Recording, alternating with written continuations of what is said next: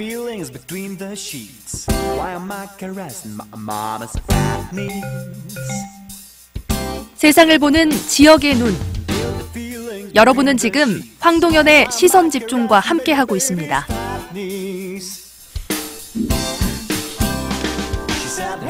황동현의 시선 집중 2부에서 김영록 전남지사 만나봤고요. 3부에서는 광주시의 비전 들어보겠습니다. 광주시정의 핵심은 지역경제 살리기 그리고 일자리 창출을 통한 지역경제 활성화로 요약할 수 있을 겁니다.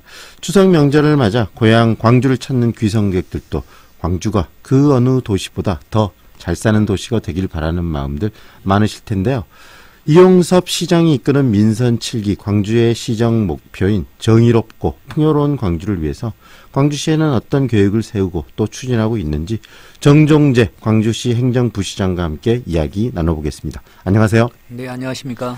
네, 부시장님 몹시 바쁘실 텐데요. 그 광주 시민들 그리고 또 이게 고향을 찾은 귀성객들께 추석 명절 인사부터 해주시겠습니까?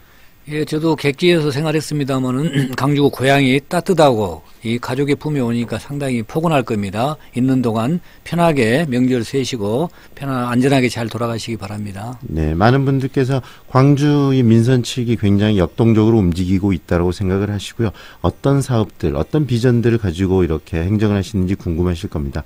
먼저 민선 7기 일자리 창출을 최우선 정책으로 삼고 계시는데요. 현재 추진 상황은 어떻습니까?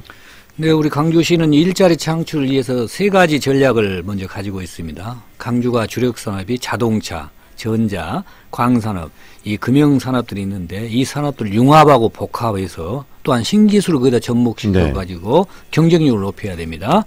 그래야 관련 기업들이 강주를 떠나지 않게 되는 거죠.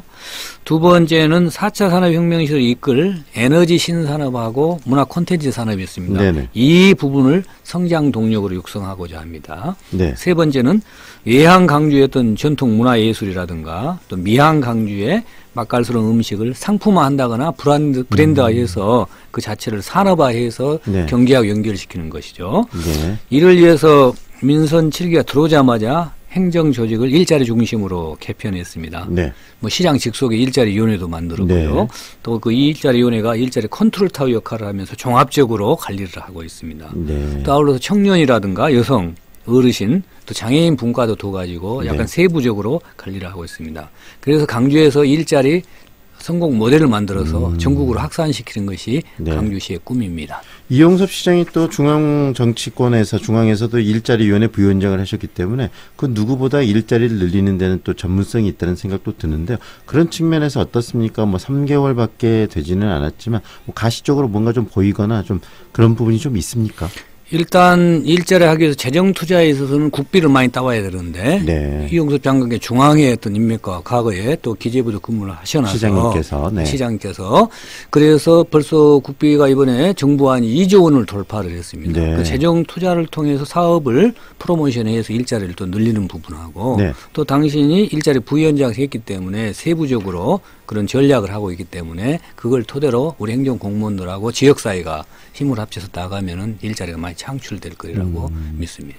그런데 이 민선 6기 때부터 좀 고심했고 추진해왔던 이 광주형 일자리, 현대자동차 쪽하고 좀 협의를 해서 이 완성차 공장을 좀 만들어서 이 양질의 일자리, 광주형 일자리를 많이 만들어 보겠다라는 그런 사업도 추진했는데 요즘에 좀 삐걱거리는 것 같아요. 그 이유는 어디에 있습니까? 잘 아시는 바같이 이제 저성장이라는 건 지역 차원에서 인구가 유출되지 않습니까? 그래서 약간 안정적이고 그 양질 일자리가 필요해서 우리 노사정 대타협을 바탕으로 현대차로부터 투자 의향서를 받았는데 그 이후로 진행하고 있는데 노동계 참여 없이는 어렵다는 것이 사실입니다. 그래서 시는 노동계하고 그 협력을 하기 위해서 지난 14일에 이용섭 시장께서 직접 뭐 시민한테 노동계 호소문도 발표했습니다. 만나기도 하시고 열심히 소통을 지금 하고 계시는 건가요? 하고 있는데 아직까지 노동계가 참여하고 있지 않습니다. 그래서 시에서는 뭐 노동계가 참여할 수 지속적인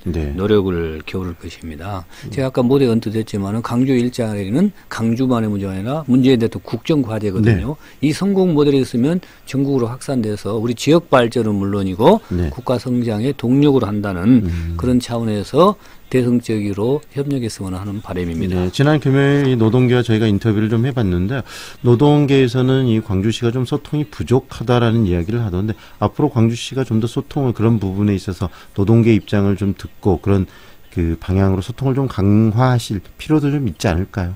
네, 적극적으로 소통할 노력을 할 것입니다. 네, 그리고 또 하나하나 좀 광주의 현안들을 짚어봤으면 좋겠는데 어등산 관광단지 개발 사업도 지금 13년 만에 다시 재개된다고 그러는데 상황 어떻게 좀 큰 광주의 어떤 이 경제를 좀 견인할 수 있는 그런 변화를 좀 이끌어낼 수 있을까요?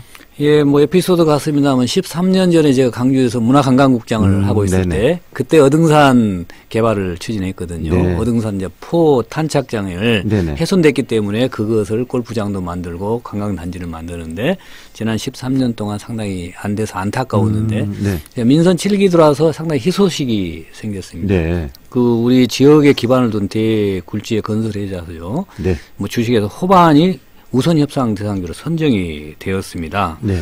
그래서 그 중심으로 사업 계획을 면밀히 검토하고 이제 그 추진의 속도를 내고자 하는데요. 네. 그래서 이제 우리 지역의 큰 수건 사업이잖아요. 네. 그래서 보다 투명하고 공정한 평가를 위해서 그 호반을 선정 과정에 시민 평가단까지 도입을 해서 네. 평가를 했고요. 이 계획이 앞으로 추진된다면 5년 후인 네. 2023년에는 지역을 대표하는 관광단지로 탄생될 것이다. 그 호텔도 들어올 것이고, 네. 그다음에 그때 무안공항도 활성화되고 네. 그런 측면에서 관광산업에 시너지 효과를 거둘 수 있을 것이다. 그렇게 생각합니다. 오랫동안 이야기됐던 이 수건 사업, 뭐 특급 호텔이나 이런 부분들도 이 어등산 지역에 들어올 수 있다는 말씀이시네요. 그렇습니다. 호텔 개념도 네. 제한서에 들어와 있기 때문에 저희들이 잘 협의해서 추진하면은 그런 수건이 풀릴 걸로 네. 저희는 기대하고 있습니다.